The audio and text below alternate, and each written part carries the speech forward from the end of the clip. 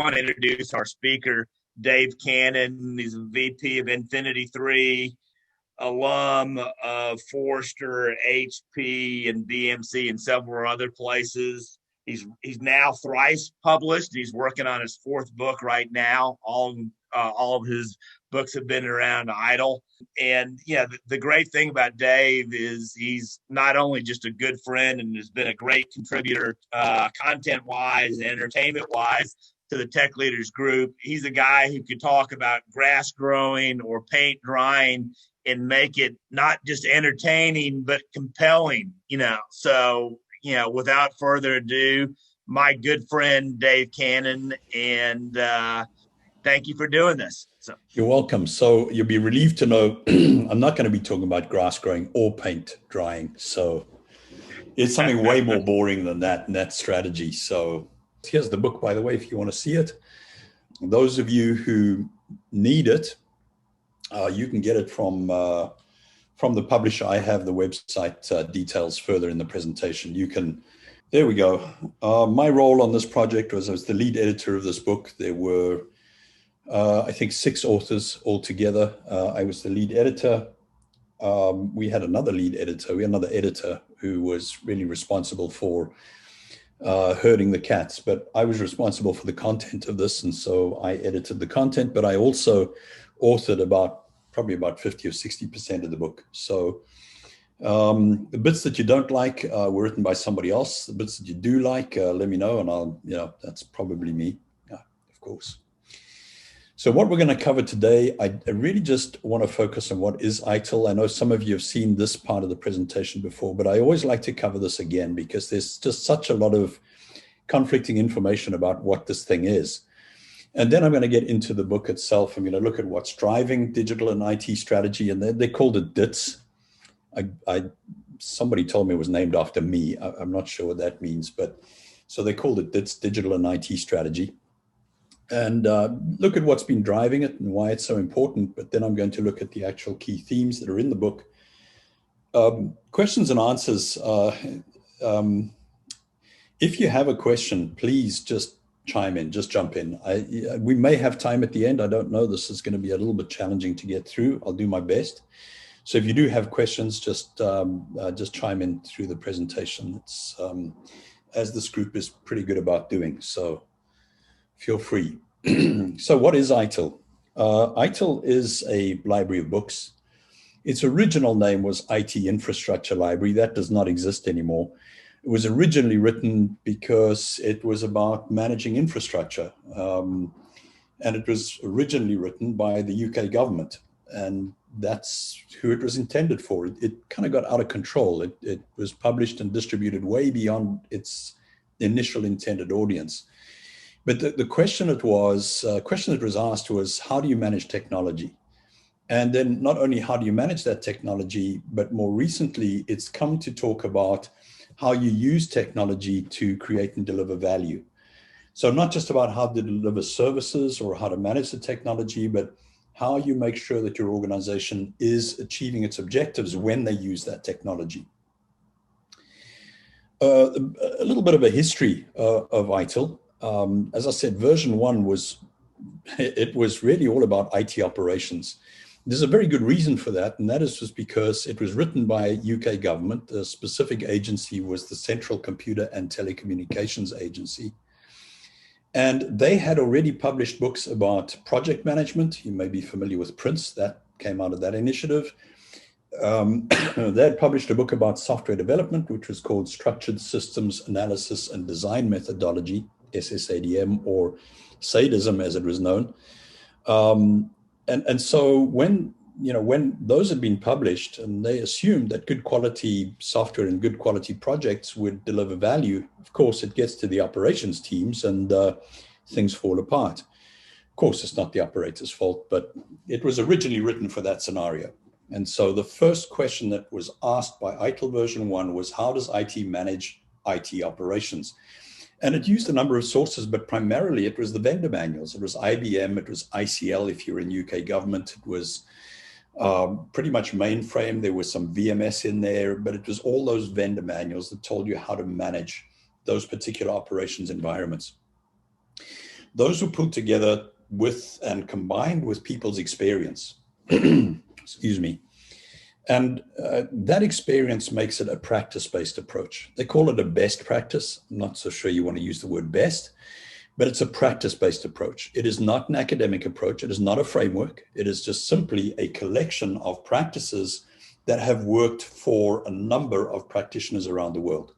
Initially UK government, and then broader audience as it expanded. So combining the formal vendor input with experiences of the practitioners enabled us to get better about managing technology. That was in the late 80s. By the late 90s, it had changed somewhat. We'd moved from mainframes into more client-server environments. The issue was not so much how do you manage the technology. We pretty much understood that. The issue was how do you ensure consistent quality of delivery?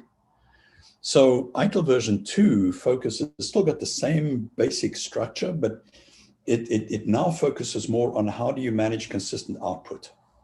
And metrics like uptime and response time become very important in ITIL version 2. IT becomes a service provider, no longer a technology manager. It's now viewed as a service provider. By ITIL version 3, this was in the late, it was about 2007 to 2011 is when those books were written. It had changed again. Industry had shifted. Now it was about, well, okay, now how do we deliver services that are valuable to the business? It's not just about ensuring a consistent output. It's about being sure that the business can use that output appropriately. And they're not spending too much, and they're not spending too little either, but they're achieving the value. Now, as soon as ITIL version 3 had been published, the latest version was 2011. As soon as that happened, the industry went into a crazy hyper spin growth cycle. I don't know what you want to call it, but cloud became a mainstream thing. Along with cloud, we start seeing some of the technology we'd often spoken about, things like, we'd spoken about automation and we'd spoken about automating processes and so on. Well, we now see that being augmented with machine learning and artificial intelligence to reach a whole new level. That was just in its infancy when ITIL version 3 was written. So in the last 10 years since that was written, things have just changed dramatically. And ITIL 4, because it's a practice-based approach, had to be revised. What we see now is that IT departments are not just a service provider. In fact, they're, in many cases, if you put a negative spin on it, they're a competitor. So they're competing with other technology providers. If you put a positive spin on it, of course, they're a broker. They are the ones who help the organization to understand which service providers to work with and which services you use from each of those service providers and how you use and manage those services. Around ITIL v3, the term shadow IT was a very negative term. By ITIL 4, it becomes the norm. So business units are now managing, procuring, decommissioning.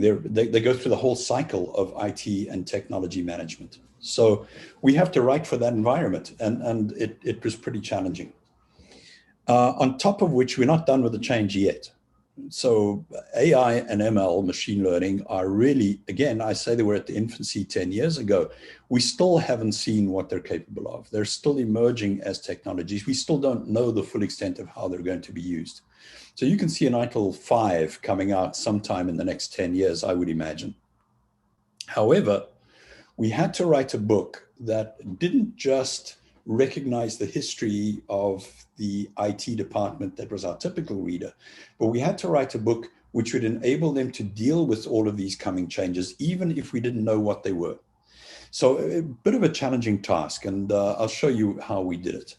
So what's driving digital and IT strategy? And you'll find all of the concepts from here on in the book. The first thing that's driving this whole strategic move is this change from a more stable plan, build, run cycle. Now, ideally, plan, build, and run would be wonderful if the environment was stable enough to allow it, right? So you'd plan for 3 months to a year. Then you'd create a project, you would build the solution, and then you would test it thoroughly over a number of months, and then you would deploy it into production and it would run and it would be very stable. We can't afford to do that anymore because things are changing too quickly. And what's changing is that innovation is happening. And I'm not just talking about the emerging technology that's coming along. I'm talking about the way that businesses are changing the way they do business, right? We've been, in Infinity 3, we've been using a bit of digital marketing. Well, we thought digital marketing just meant do the same old marketing, but use LinkedIn and Twitter and so on. Turns out that's not the case at all. The way you do digital marketing is completely different to the way that you did traditional marketing. Some of the concepts are still there, they're still valid, but the way you use them is so different. So not only is the technology being innovated, but the way that businesses work is being innovated all the time. As an interesting thing that happens with innovation that we picked up, and it's kind of two opposing things. So the first thing is when you innovate, you're very disruptive. You're changing the way things work.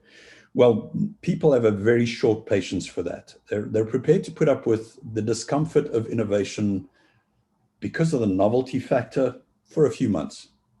After that, when it keeps falling over, they're done with it. Just read the app reviews on the App Store and see what the patience threshold is for innovative software that is not stable. It's not very long. So what you have to do, if you're going to innovate, you have to be very quick about making it operationable, or operatable, I guess is the better word. Right. So to make it operatable, you have to do a couple of things. You have to standardize some of the technology. You have to standardize procedures. You have to train the staff. Well, when you do that, more and more people become adept at using this innovative technology. It's no longer innovative. Well, by the time you train enough people, more and more people start doing it. The more people that can do it means the more people actually do it. So if everybody can do it, then everybody does it. Think, for example, about ERP. 15 years ago, ERP was just this new thing that was disrupting the manufacturing industry. And those organizations that were using it were getting ahead. That was their competitive advantage. Today, ERP is a commodity. Everybody does it, so anybody does it. It's now even available in prepackaged format in the cloud. Right? So it's become a commodity because everybody can do it. Now, here's the conflicting thing, right? Innovation means only you can do it, and it's unique to you, and it's giving you competitive advantage. When you chase that through the cycle, you end up with something that is commoditized, that everybody's doing, and it is the best candidate for outsourcing. That's why we moved into the cloud. Who needs to manage specialized servers anymore when you can just spin up virtual servers in seconds? That's what's happening. So the more innovative the industry becomes, the more sourcing options become available because there are more commoditized components in the industry. So you're going to find yourself as an IT manager today having to juggle or match these two opposing ends of the scale. How do you outsource the commoditized components, and how do you continue to fuel the innovative components? And what's very difficult is keeping those two together in the same organization. You end up with this dual culture. Gartner called it bimodal. We don't particularly like that because it's not very efficient and it's not very effective either. What you have is one group of people who is focused on repetitive, ongoing, cost-effective operations, and you have another group of people in the same organization that is attracting huge amounts of investment to go and do stuff that breaks all the rules. It doesn't work too well. So the more you can source or outsource the stuff that's commoditized, so you can focus on the stuff that's going to give you competitive advantage, the better it is for you. But what happens when you do that is you change the whole operating model of your organization. So you'll notice instead of a plan, build, run, you still have a plan, build, run in a sense, except the build, run cycles have been integrated. You now have a largely outsourced support layer, which consists of a number of virtual servers, platforms, applications that you're subscribing to on the cloud, etc. And then your integrated build run cycle is moving really, really quickly to deal with the rate of innovation. Now, there's something missing from this slide. And in fact, if you're in a DevOps type environment, you'll recognize these kind of terms very effectively. What does not come through in a lot of DevOps environment, there's an assumption made that whatever your project is going to help the strategy of the organization. But actually, many organizations don't have that link in place. And so they have a strategy up there. They have a bunch of projects going wild down here, continuously incrementing and reinventing themselves. And the two can easily grow apart. And so what we need to do is to make sure that when we're doing this, we build that linkage into the plan cycle. When I talk about plan cycle, increasingly, that is not a project plan, it is a strategic plan or a strategic initiative. Strategy is now becoming a fundamental component of your operational IT skill set. It wasn't the case in version 3. It was kind of an academic subject, didn't have to worry about it. But with this new, with this new set of technology coming in, you have to be able to think strategically, and you have to be able to link your build and run cycles very tightly with your strategic initiatives and your strategic planning cycles. Something else that's driving strategy at the moment is this.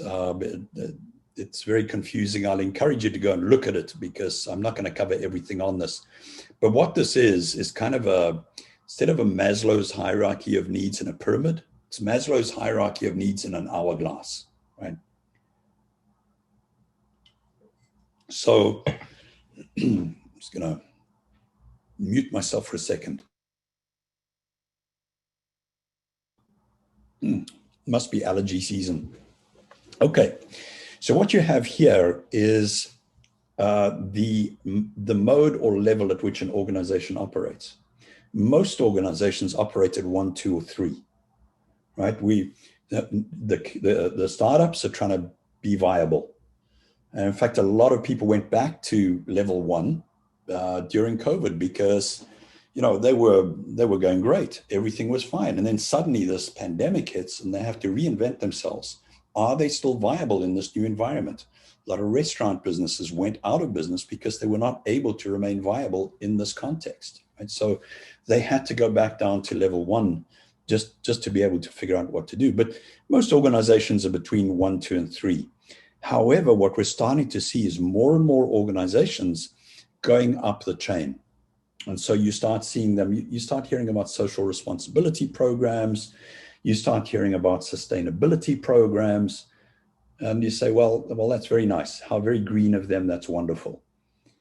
Think about it a bit more, and what you're seeing is a stat that I read this week. 60% Fortune 500 companies will no longer be in business in 10 years' time. 60% was the estimate. Now, I don't know if that estimate is true or not. Even if it's 40%, it's a huge amount of companies that are going to be out of business. Why? Well, it's because they're unable to pivot their organization based on changes or in response to changes in the environment. And I'm not talking necessarily just about the green aspects of environment, right? I'm talking about the fact that you have a pool of customers.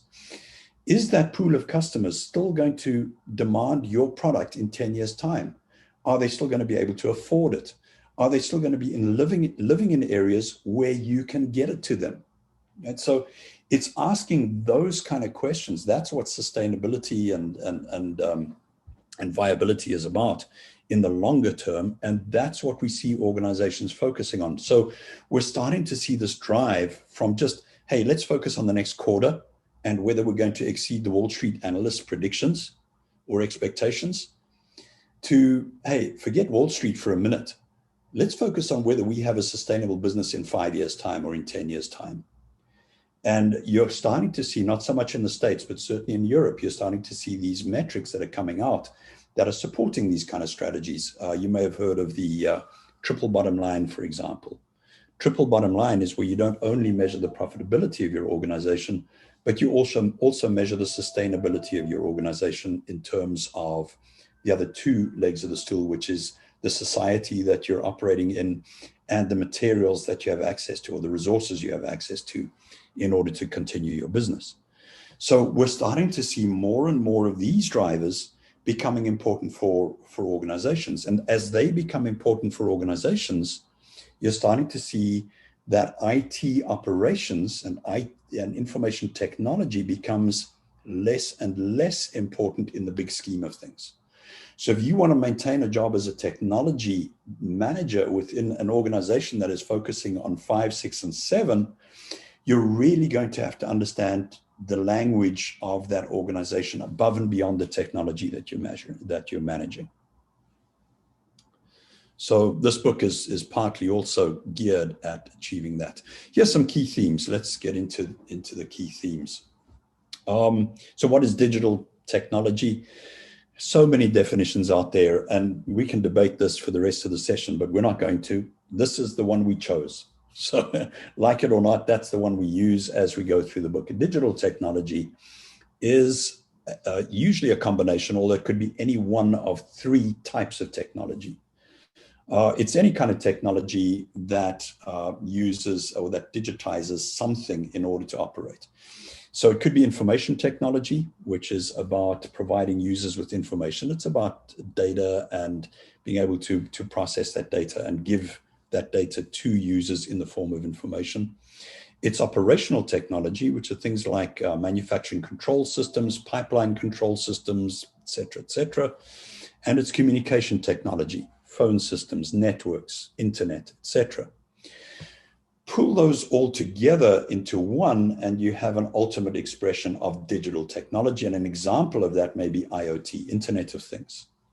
So it's one example, it's not the only one. But what we're dealing with is this convergence of multiple types of technology, and they all used to be managed differently before. So we used ITIL for IT, we used ETOM for communication technology, we used, I don't know, was it SCADA or something for operational technology? They were all different. Well, now they're all converging. They're all becoming one and the same. And you now don't have different groups of people managing the different technologies. Those groups are starting to converge too. So that's another thing that's driving these new strategies that are coming into play.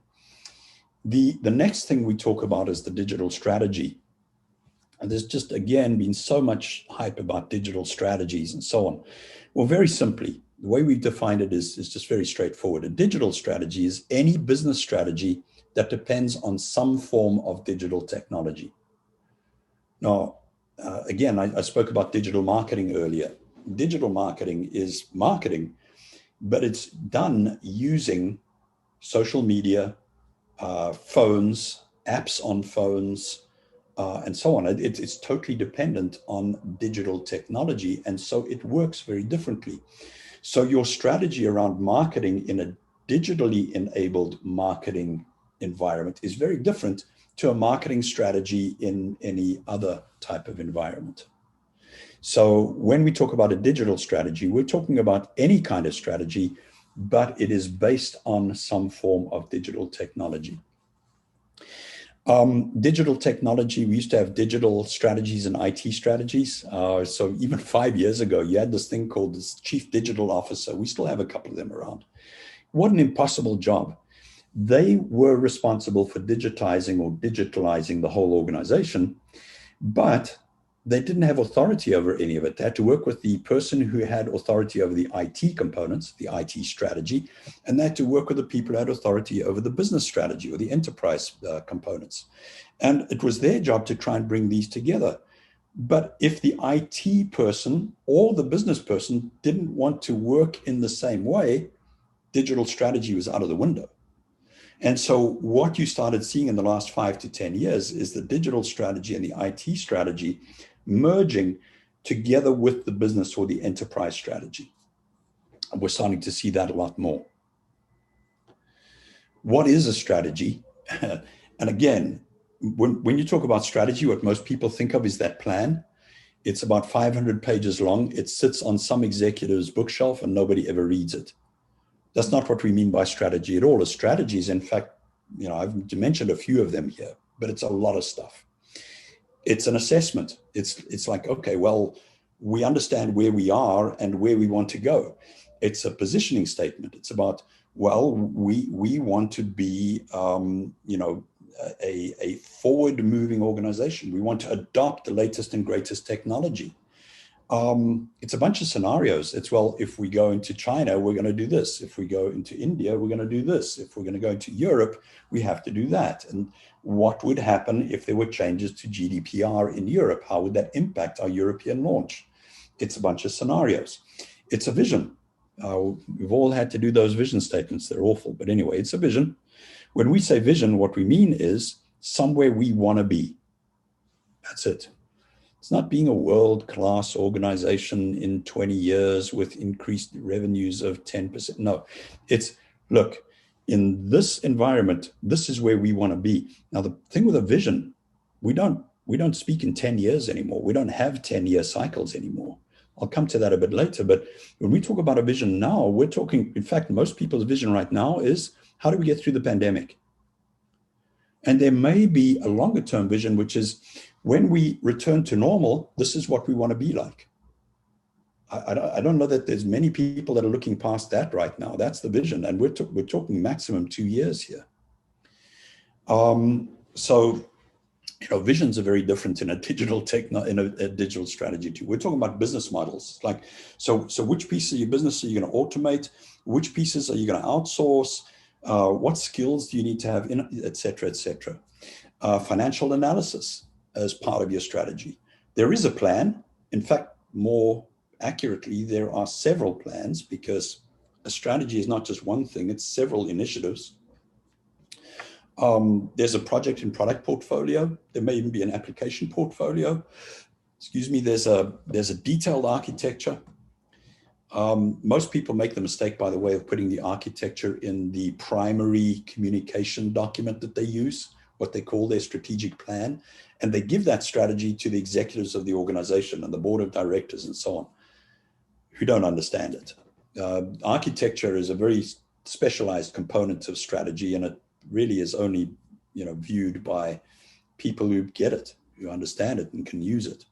And of course, there's risk analysis, risk treatment options. All of these things collectively form your strategy. There is another definition of strategy, which I quite like. I kind of paraphrased it from Hertzberg, but it kind of goes like this. It's your strategy is whatever you end up doing when all your plans fail,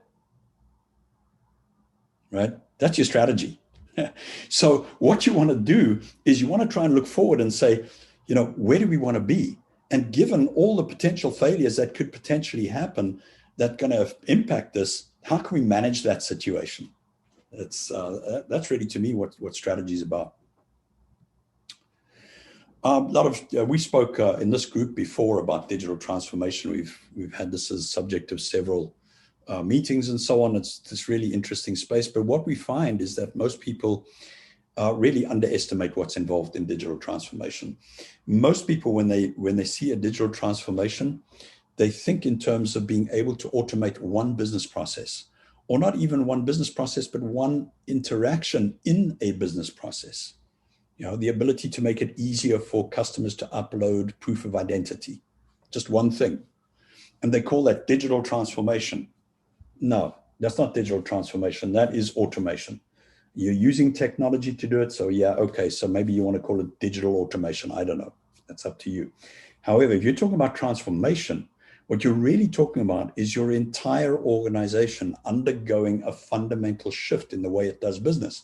And it affects all of the areas around this great, it looks like we're at the Texas State Fair over here, around this great wheel, right? It involves all of them. You can't do a digital transformation without impacting culture, without adjusting the way you lead the organization, et cetera. It's not just about transforming or changing or automating one or two things within the business. And this is why I think part of the reason why a number of the organizations that we spoke about earlier will go out of business, because they don't appreciate this.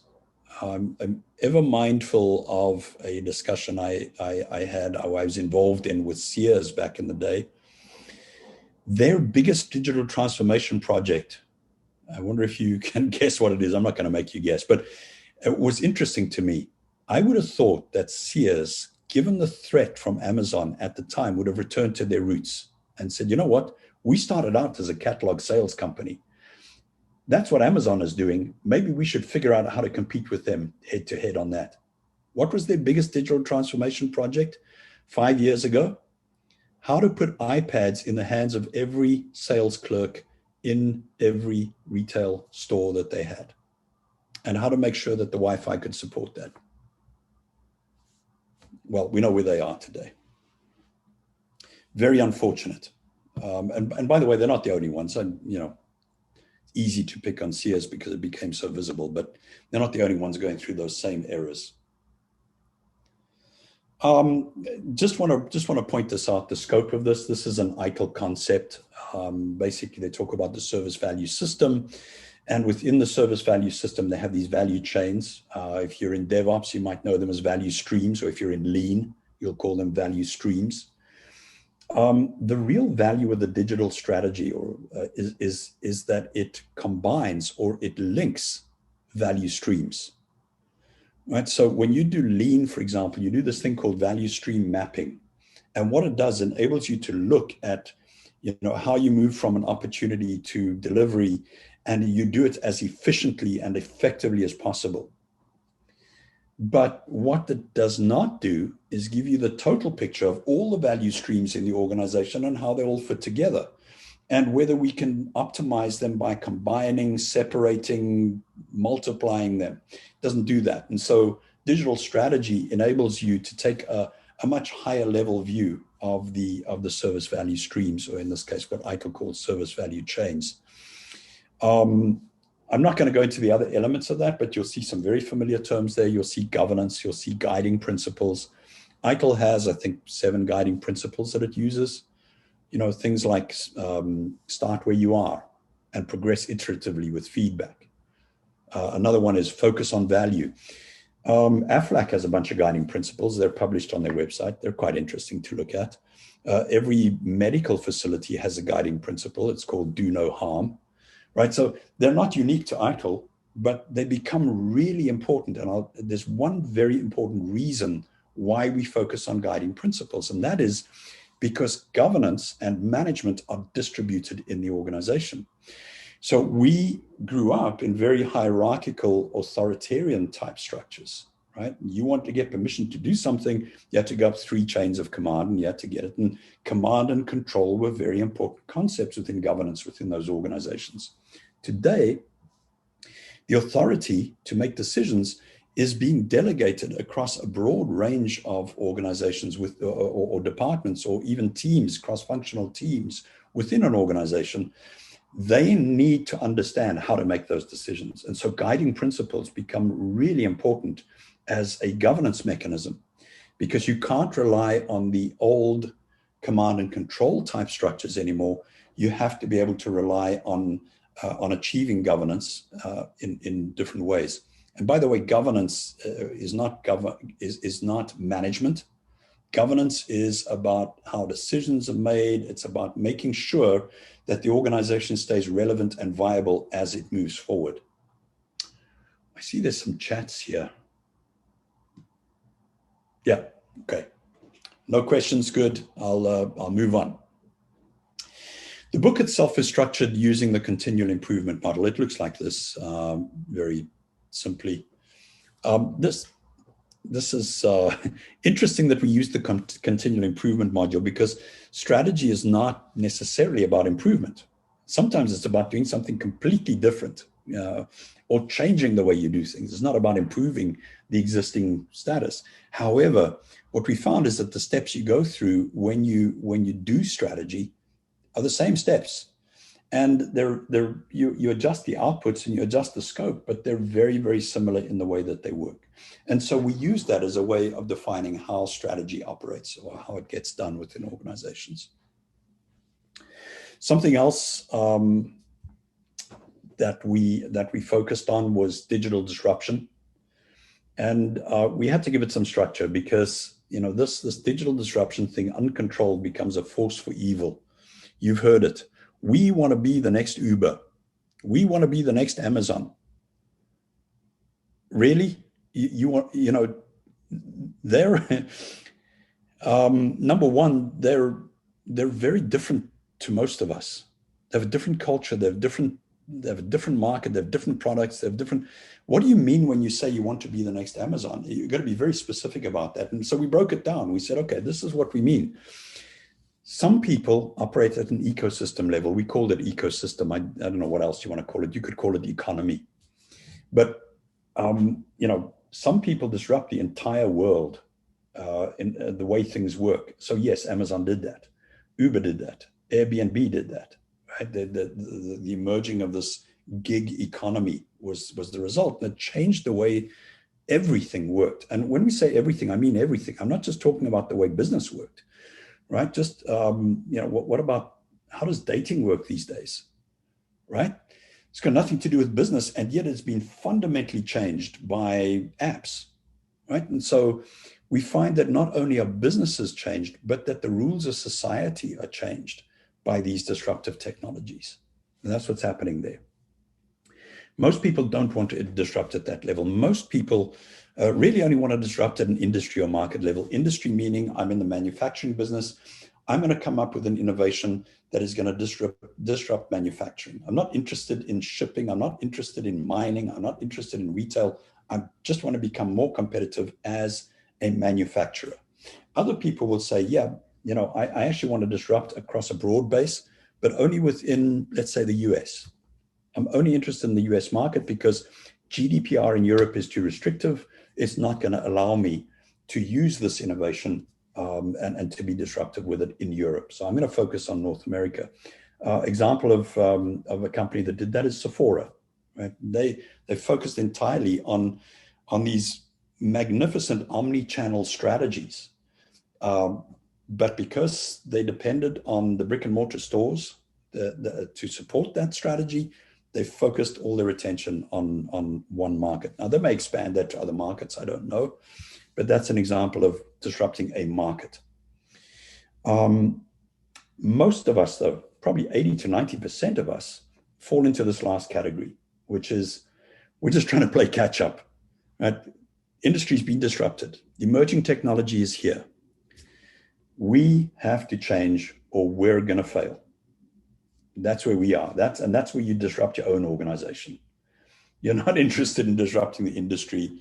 And in fact, there's something else on this as well. Most people don't intend to disrupt at the level that they do. So Amazon, for example, I don't know if anyone in Amazon in the early days when they were selling books, I don't know if anyone sat there and said, Jeff Bezos said, hey, you know what? We're going to start selling books. And by the end of this, we're going to have changed the way in which the entire world works. I don't know if they did that. More likely, they said, hey, we're going to sell books. We're going to get really good at doing it. And when they found that out, they said, hey, we don't have to stick with books. We can do other stuff too. Right? And so you find they sort of follow this line upwards until eventually they become that ecosystem disruptor. I think most of us are in the type 2, right? The disruption has already happened at a large scale, and now we're responding to it. You want to be a digital organization, that's great. By the way, we use the term digital organization. It's not a good term because, every organization is physical at some level. We don't eat digital food, right? So there has to be physical something to your business some way. So digital enablement or digitally enabled organizations is probably a better term, but it's too long. So we just call them digital organizations. If you want to be a digital organization or enable your organization digitally, again, you can go all out and become a master of that and do everything, or you can have limited starting points. So where you want to end up is quite important. Just understand that the more digital you want to become, the more your leadership structure is going to change and the more digital capabilities and skills you're going to need to develop. Right? So just how much do you need to survive versus compete versus grow? That's a strategic question. Not everybody will need to be a digital master, right? Depending on their business. And to help us make those kind of decisions, we've come up with these things called digital positioning models. They're a way of taking a number of different variables. In this case, We took the transform the market and transform the industry as 2 variables. We took 2 other variables. We took customer experience and we took operational excellence. Customer experience is about, how you give your customers more of what they need. So you become, you define your business around your customer needs. Operational excellence is, becoming more efficient, performing better. And so forget what your customers need. Let's get better at what we do. Well, of course, you want to balance between those. And that's what this positioning model does. It helps you to tell where you are on those axes, where you want to be, and it helps you to analyze where other organizations are on those axes. A more simple way of looking at it is, just make sure your strategy is balanced. So we have 2 major components of strategy. You're either going to be customer intimate, or we used to call customer intimate. It's now relevant to your customer or relevant to your market, or you're going to focus on operational excellence. Well, ideally, you should do both. However, when you're focusing on your customers, you're looking outside your organization. When you're looking at operational excellence, you're focusing inside your organization. You need to do a bit of both. So for example, you want a customer relevant strategy. Maybe you're going to focus on automating customer journeys as part of your strategic initiatives. Well, if you do that, you'd better make sure that your IT group is involved in helping you define those customer journeys so that you've got the technology to support them. And so you can't go, basically what we're saying is there is no such thing as a pure strategy focused only on customers or only on operations. There's always going to be that combination. And the modern strategist needs to be able to balance that and perform that balancing act.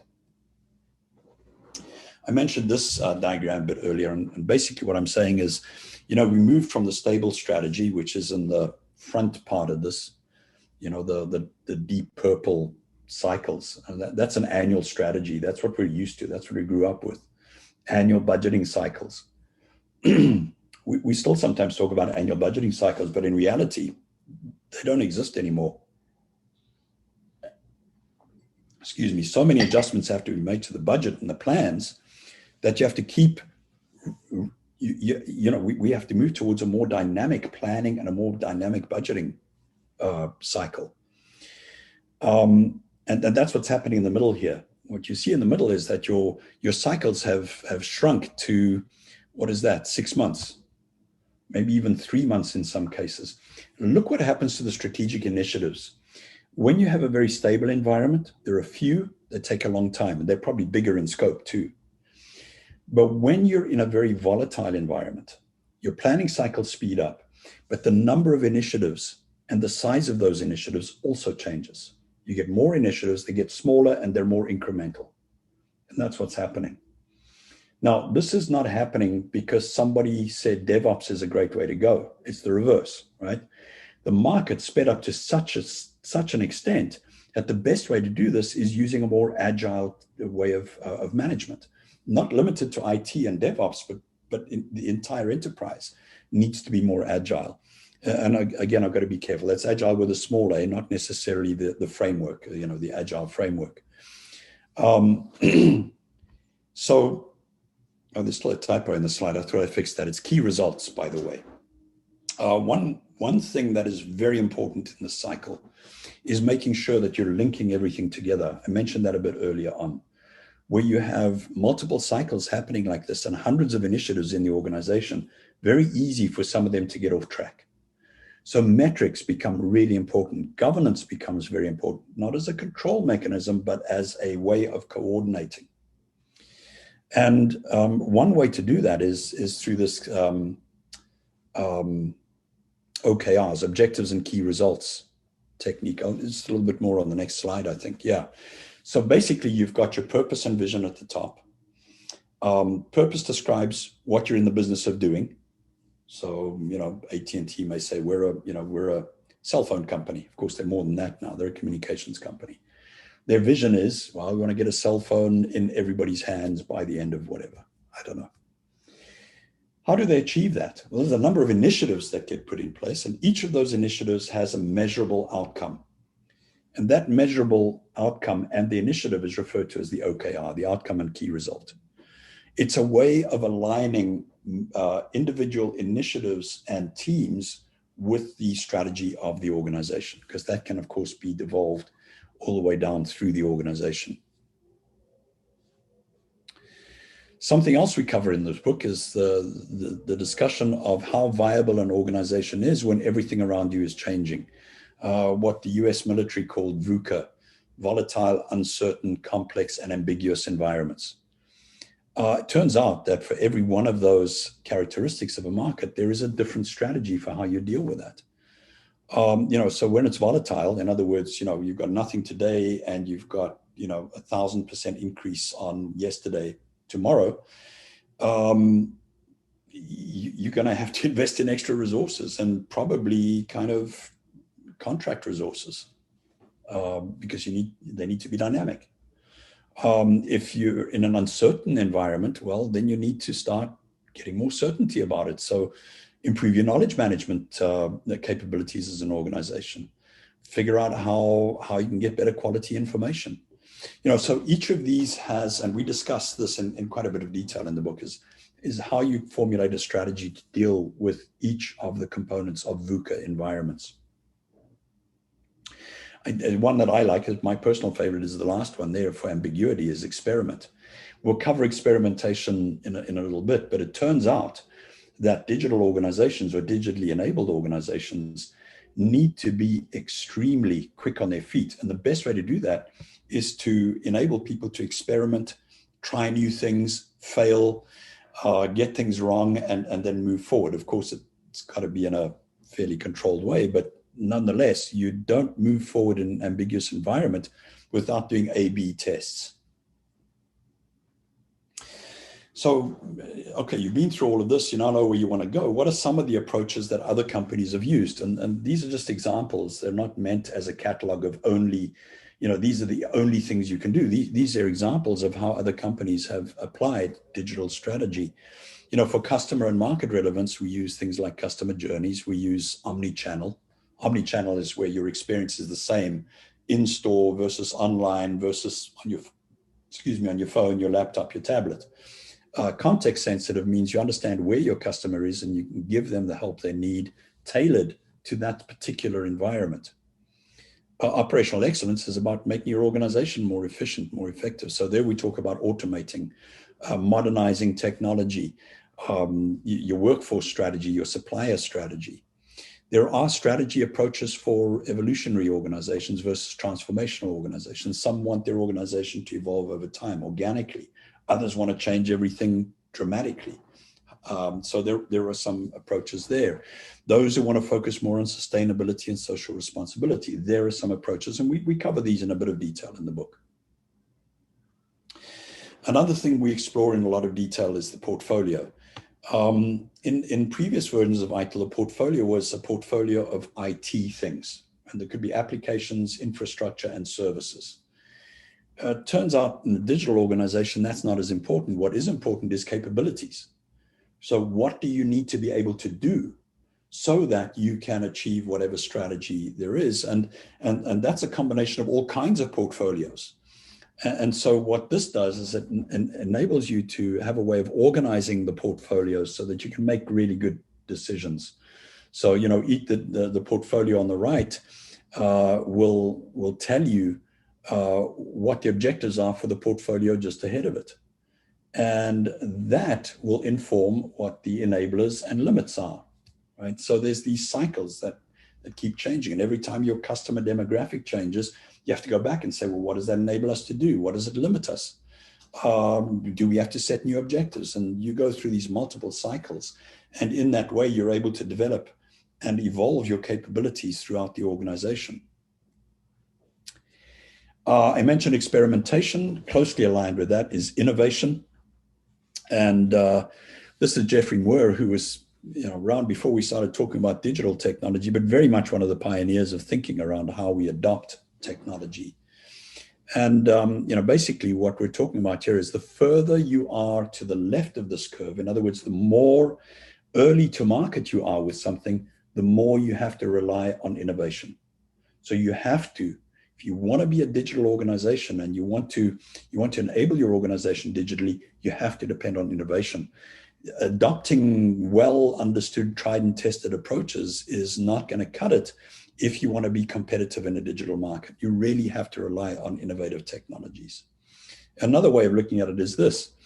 So which technology do we go for? Here's what most of us are faced with, right? We're sitting there, we're looking at the existing technology. It's that big purple blocks. And then every now and again, we'll get a little pink thing coming up. This is an emerging piece of technology, something. We don't know what it is. We don't know if it means anything. If we had the big picture, this is what we would see. So we have today's challenges with today's technology, but somewhere in some skunk work, somewhere, someone's coming up with some new technology. By the time you see an emerging technology, it's already it's about to hit mainstream. So you've got to move really, really quickly. And that's something that's unique to this market, right? Emerging technology, back 10, 15 years ago was slow. You had time to evaluate it and see where it was going to go. And again, by the time you see an emerging technology today, it's already probably a year ahead of the state that you're seeing it in. It's like looking at stars. You're only seeing how they were 10 million years ago, because that's how long it took the light to reach you. Is that kind of deal that you're dealing with here. And that takes a really special set of experimentation, innovation, having people be on the lookout for these things all the time. It changes the culture of the organization. There's a whole bunch more in this book. I mean, we talk about metrics and measurement in detail. We talk about governance and the type of organization. We talk about the kind of leaders you need. We talk about risk management. That's a whole other subject. It's a huge subject. We talk about how you manage strategic change, the kind of programs that you need to have in place. We talk about achieving buy-in. There's a bunch more stuff in the book that I just didn't have time to get to today. I know there were a couple of questions. I can't see them now. Let me, while I'm there, Judy's going to send this all out to you. Oh, it was Mark just saying he's leaving. Thanks, Mark, when you see this recording. So if you, again, I said, if you wanted to get this book, here's where you can get it. It is still, actually, strangely enough, the TSO, which stands for the Stationery Office, is actually the government printer for the UK government. This is still heavily sponsored and funded by the UK government. And before you say that's a bad thing, like 2 strikes already, right? UK government. Before you say that, imagine if Amazon had come up with this, right? Imagine how much you'd be paying for it. Actually, not Amazon. Amazon's pretty good. They actually provide free access to a lot of their frameworks. But I mean, can you imagine back in the day if HP or IBM had got a hold of this? They would have been charging through the earth, through the nose for this thing. No, it's British government, which means it's freely available. It is non-vendor specific, so a lot more independent. And it's one of the positive things. But this is where you can get it and find out more about it. And if you want to get hold of me, here I am, and these are my contact details. Just to let you know that, of course, having written this book, I'm very eager to put some of it into practice. So if this is something that's important for your organization or for an organization that you know of, be very happy to talk. I do run a range of consulting services, but in addition to that, this kind of presentation, I do actually offer free of charge to organizations who really just want their executives to get a better understanding. I prefer to do it over a 2-hour period. It gives us more time, but always happy to do that. And that is, of course, free of charge. And anybody that you know of who needs a bit of help understanding these concepts, only too happy to get involved. And that's my bit, and that's to the second. Any questions? Do you have a few minutes? I do, yeah. Yeah, I do. Okay. Great job, Dave. I got to go. Okay, sure. Thanks. It is. Yeah. Cheers, Roger. Good to see you. Yeah, Dave, you got a question for Dave? No, I just want to say thank you. I've got to run for a 1 o'clock meeting too, but thank you. I appreciate it. More than welcome. Good stuff. Yeah. Thanks, Darren. Yeah. Thank you. Thanks, David. Yeah. Bye. Thanks, Dave. Yeah. Darren, do you have any I guess Darren's gone. So who all's left on the call? John, Eric, Scott. Okay, very cool. I can't. They're all on phone. Any? Oh, hey, John. Yeah, John just forgot that he dialed in. He was. Just kidding, John. You're on mute. It was very good. When I hear ITIL, I don't think of the stuff that you covered. And so this was enlightening from that perspective. But how do you how do you advertise, not advertise, how do you, like if you're trying to give somebody a 2-sentence blurb or a 1-sentence blurb or whatever on covering something on this topic, what do you say? I'm guessing you don't say, I want to share ITIL with you. You say no. You know, you're right, John. ITIL has, in some circles, is a bit of a swear word, to be honest. Yeah. And it's basically because, you know, I don't want to say that ITIL is blameless. It's not. It kind of dug itself into a bit of a hole by focusing purely on operations. But a lot of people expected it to be some sort of framework. And they said, oh, well, you know, there's 34 processes in this thing. You have to have 34 processes in your organization. Well, that was never the intention. Well, of course, you try and implement 34 processes in your organization, you're going to fail. And that's exactly what happened. So, you know, ideally what you wanted to do was focus on what is your biggest pain point, your biggest growth area, and say, is there any guidance in these books that can help me achieve that? Yeah, okay, there is a bit. I'll take that bit, but I don't like that bit. And I can get that bit from DevOps, and I can get that bit from, you know, SAFe or whatever else they're using. That's the better way to approach things. So I never talk about ITIL. What I generally say is, if people ask me what I do, is it's about how to manage the technology that runs your business.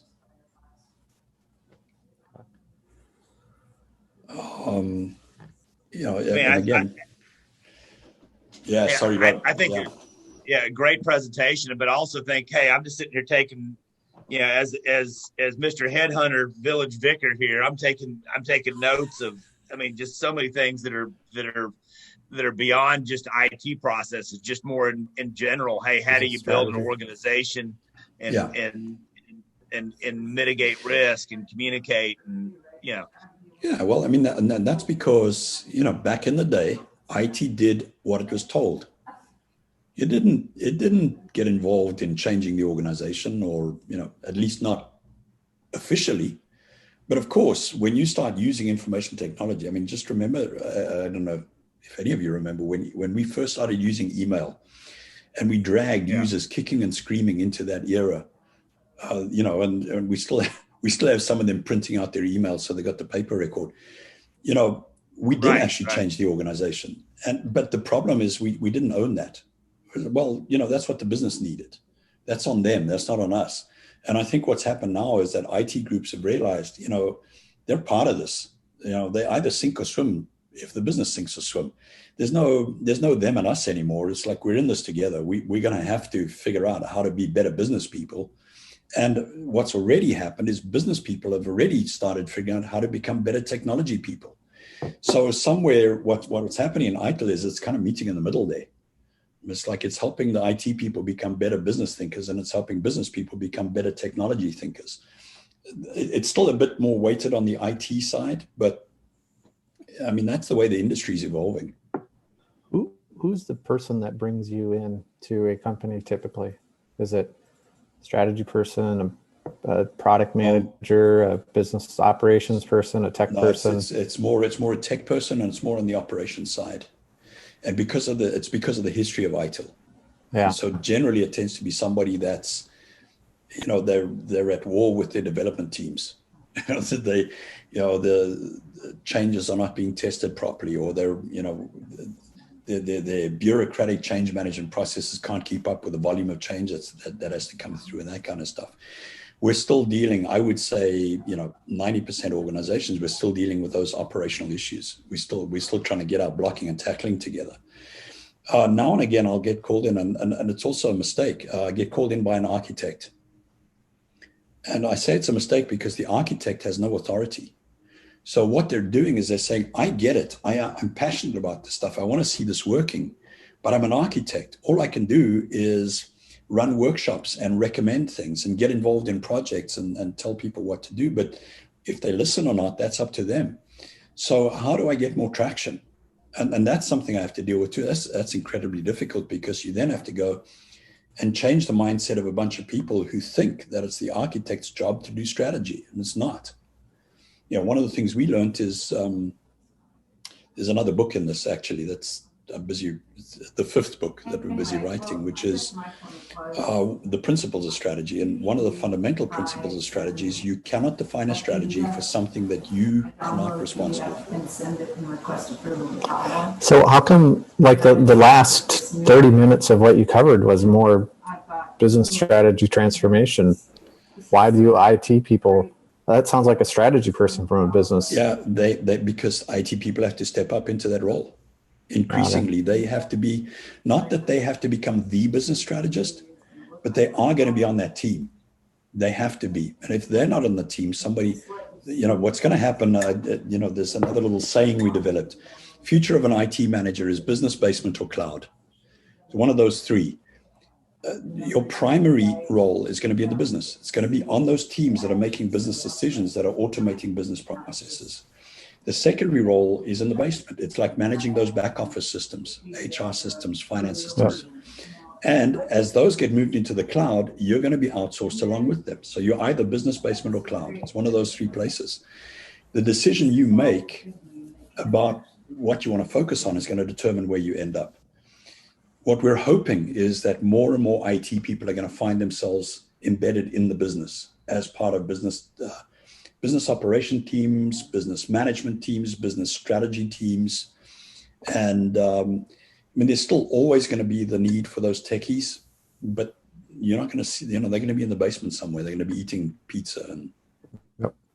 I say they, that was me, right? That's where I came from. Me too.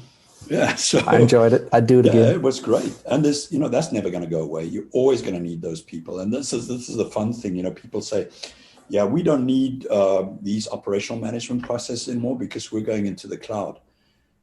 Well, what would you think if your cloud service provider had none of these processes? Right? Somebody still has to do them. It's like somebody still has to configure servers, hook up cables, and into communications racks. Somebody has to do that stuff. It's always going to be around, but it's now not as visible as it used to be. It's not the mainstream anymore. Well, it still is, but it's changing. It's evolving. Yeah, just one final comment, but it just really strikes me that there's really at least two very different aspects to this ITIL stuff now. One is very much business strategy, and one is just IT management, traditional stuff. But yeah. There's still a lot of that. So if you look at the other books, there's 5 books, 34 processes, and those, by the way, those are online now. So they're not in books anymore. They're updated on an annual basis. 34 processes or practices, as they're now called, but 5 books, and the 5 books are really the use cases. 4 of those 5 books are about managing IT, exactly what you say. Yeah. This book is about the business component. Yeah, that's fascinating. Yeah, thanks. It's interesting. And to me, what's fascinating about it, John, is it kind of reflects where the industry is, because these books are written based on what we see in the industry. They're not based on the academic stuff we're hearing about, even though we've put some of the academic models in here. It's based on what we see people using and how organizations are evolving. It's still a practice-based approach. So that's what's really interesting about this. It's not just that ITIL's taking a different stance. It's the fact that the industry has started to shift. And that's what's interesting to us. Yeah. Good. Cool. Thank you. Welcome. Hey, Dave. Unbelievable. Really, it was great. It really was. I couldn't tell how many people popped in and out, but I think we probably had, a dozen folks there. So it was great.